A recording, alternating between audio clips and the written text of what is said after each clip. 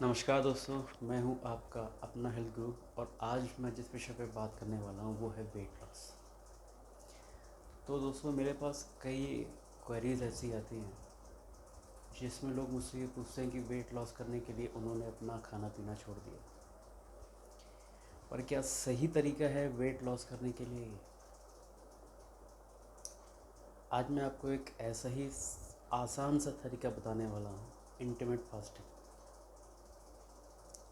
जैसा कि मैंने अपने पिछले वीडियो में शेयर किया था कि इंटरमिटेंट फास्टिंग के कितने फ़ायदे हैं, उसमें से एक सबसे बड़ा फ़ायदा, अगर हम इसको यूज़ करें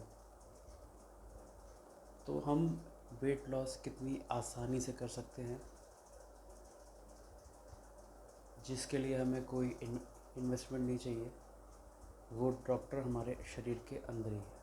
तो आज हम इसी विषय पर बात करेंगे, इंटरमिटेंट फास्टिंग।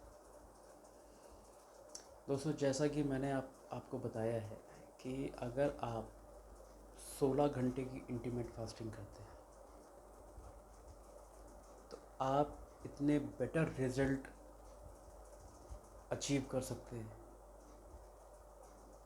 जिसका आपको एक्सपीरियंस भी नहीं होगा, आइडिया भी नहीं होगा। अब हम बात करेंगे कि 16 घंटे इंटरमिटेंट फास्टिंग कितना मुश्किल है। तो दोस्तों थोड़ा सा मुश्किल है, लेकिन अगर इसको एक प्रॉपर वे में, ऑर्गेनाइज वे में हम प्लान करें तो उतना मुश्किल नहीं है।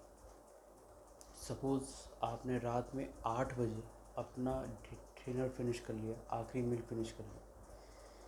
अब सुबह 12 बजे से पहले आप कुछ भी अन्न का सेवन या कोई जंक फूड या कोई भी ऐसी हैवी चीज़ मत खाएं जो कि आपकी जो प्राण वायु है, जो आपके हीलिंग आवर्स है। सपोज़ करिए रात में आपने 8 बजे अपना खाना फिनिश किया, 8 बजे के बाद अगर आपने ठीक ठाक खाना खाया है जो बहुत ही हैवी क्वांटिटी में नहीं है, तो 6 घंटे लगते हैं खाने को ऑब्ज़र्व करने में।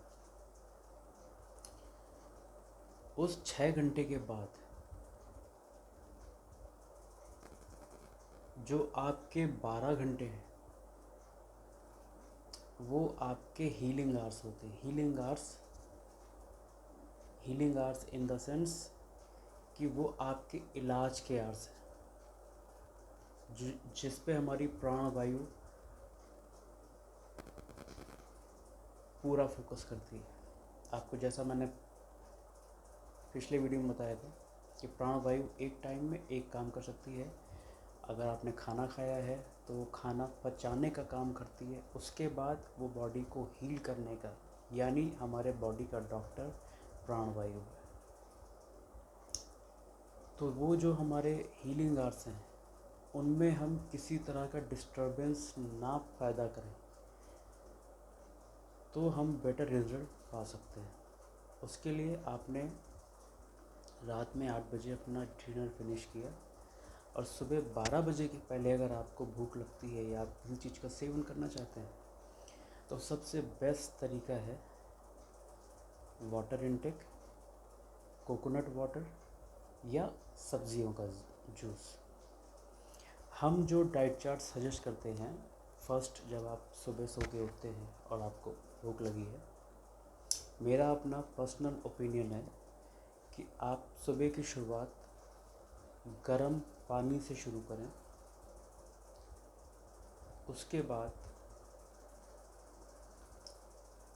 बाद आप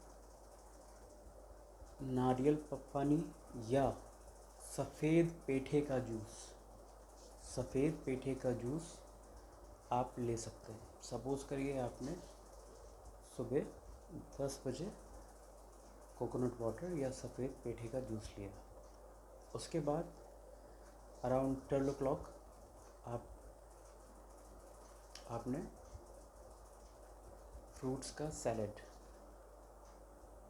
ओके, फलों का सलाद।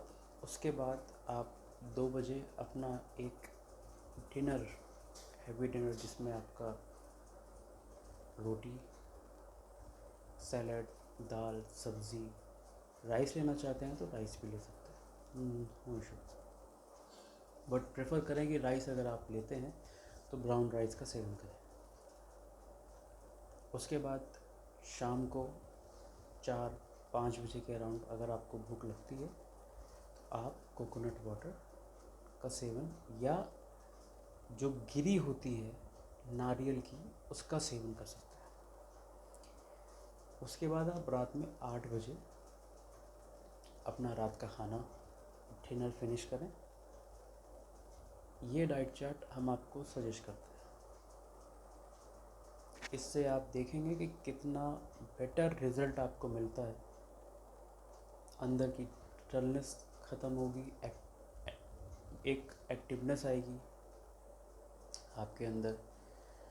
और उस हीलिंग आवर्स में आपको क्या क्या फ़ायदे होंगे। हमारे आर्टरीज़ में कोलेस्ट्रॉल है, वो प्राणवायु साफ़ करती है। आंतों में जमी चिपकी गंदगी वो साफ़ करती है।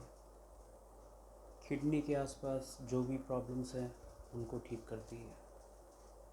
इस तरह से हमारा इंटरनल स्ट्रक्चर को प्राणवायु हीलिंग आवर्स में पूरी तरह ठीक करती है। इसलिए वेट लॉस के लिए बहुत से लोग भ्रमित हैं। कोई सप्लीमेंट्स यूज़ करता है, कोई स्टेरॉइड्स यूज़ करता है, कोई जिम में वर्कआउट कर रहा है, कोई योगा कर रहा है। आप योगा करिए, जिम में भी वर्कआउट करिए, लेकिन इस इंटरमिटेंट फास्टिंग के साथ में सही न्यूट्रिशन बैलेंस ज़रूरी है, जिसमें हमारा कार्बोहाइड्रेट, फैट, प्रोटीन। जनरली जो मिथ है वेट लॉस के नाम पे, लोग वेट लॉस के नाम पे खाना छोड़ देते हैं। बट हम जो अपने क्लाइंट्स को डाइट चार्ट सजेस्ट करते हैं वो 5 मील इन अ डे सजेस्ट करते हैं, क्योंकि आपके बॉडी में न्यूट्रिशन लेवल मेंटेन रहना ज़रूरी है।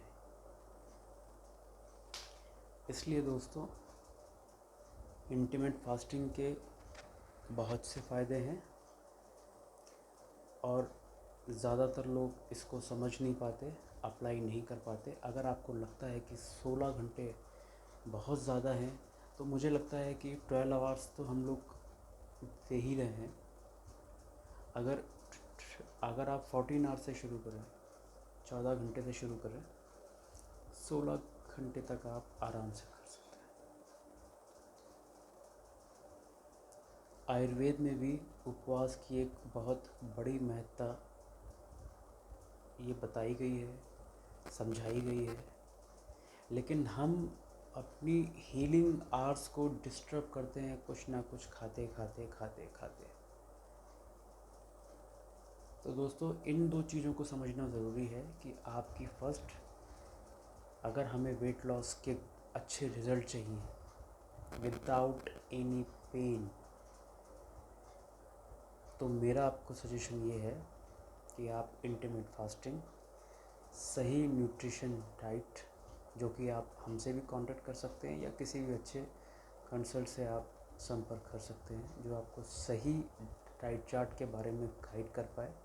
और इसी पे मैं बहुत जल्दी अपना एक अगला वीडियो शूट करूँगा, जिसमें मैं आपको सही डाइट, जिसमें आप प्रोटीन, कार्बोहाइड्रेट, फैट किस तरह से बॉडी को मेंटेन कर सकते हैं।